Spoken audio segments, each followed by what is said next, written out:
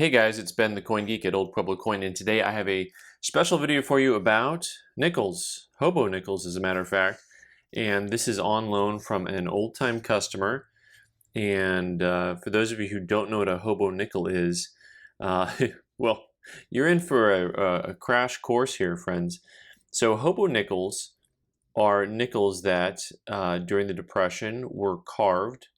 They got their name from two places. First, the actual carvers of these coins were hobos. They were bums that had a nickel and a knife, and they started carving.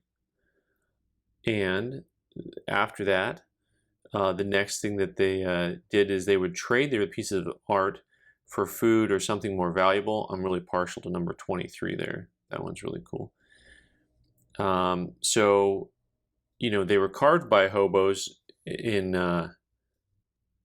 its original state, right? And then there's more stuff we're going to get into here in a second. But the second reason they were called hobo nickels is because oftentimes, as you can see by the content, most of these guys were made to look even more like hobos. And you have very rudimentary guys. That one was just beginning. You have some that was really changed up to look, they changed the collar line and the hat line and the face. All of a sudden it looks like someone of a different ethnicity. So they had lots of things that they would do to these, and occasionally they would carve up the reverse a little bit too, just depending. You'll see some that are, so this guy here, he's been carved up pretty strong. He's got a accented beard, I guess you could say. So I'm really excited to show these to you because most of you have probably seen a hobo nickel here or there, and you may have never seen anywhere near so many at one time. And our customer's been collecting these things for decades, and anytime he saw one, anytime we got one in the shop, in fact, we'd call him and say, hey, you want to come on down? Now, the thing about hobo nickels today is, there are a lot of modern ones. So like these ones on this page, I think are just modern ones. He's got his, he calls them modern. He actually has the guy that he bought them from on there. I think that might even be the artist who made them and how much he paid and when he bought them. And you'll see people will use, modern coins sometimes and kind of dress them up a little bit. But it can be kind of difficult. A lot of the modern skull ones here that's a popular theme. So it can be kind of difficult to tell the difference on some of these. Of course, anything that's going to have a more modern image, like this is going to be something that's probably going to be newer anytime you have an image that's more modern.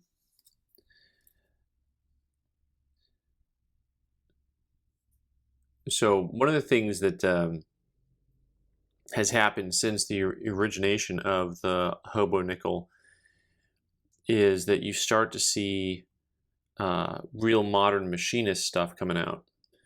So, they'll do stuff where they smooth the field out completely, like on this one here.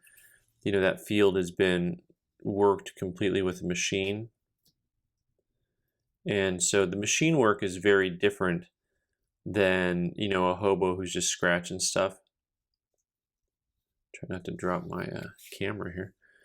And then, of course, you have some very modern stuff like these little Mickeys here that have both been carved out and colorized.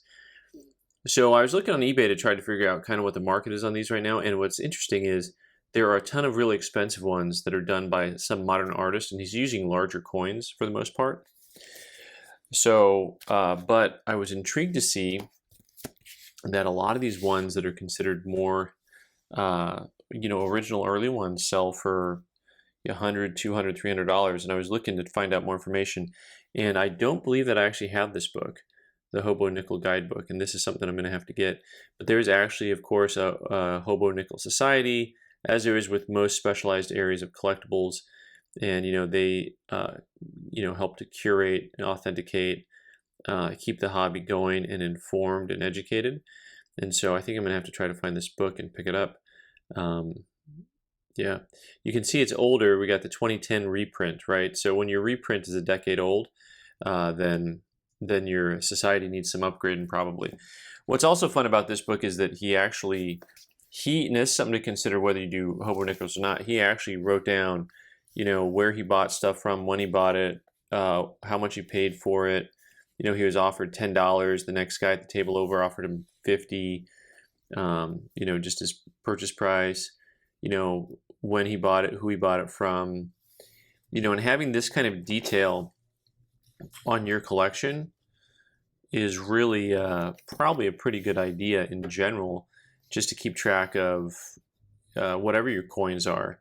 So he's using this album to be organized, and he's a lot more organized than most people. Anytime you're actually writing down this level of information, I know a lot of collectors don't do this. I know there's plenty of you who do, but I think that it's something that could really benefit you to keep track of what you paid, where you bought it, especially where you bought it, because if there's ever an issue with something down the road, you want to be able to go back to the same person you got it from. So for all of you who collect hobo nickels, I hope that was pretty thrilling. And for those of you who don't collect hobo nickels and are unfamiliar, I hope that there was a small education there for you. And I'm going to have to get my customer back in contact with this Hobo Nickel Collector Society and see what they think of some of these hobo nickels that he has here. And because I think that a number of them could be pretty pricey. And the finer the artwork, the more valuable they tend to be. And of course, ones from the period are usually also more desirable as far as a collectible goes.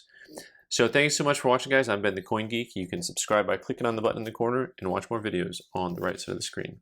Thanks.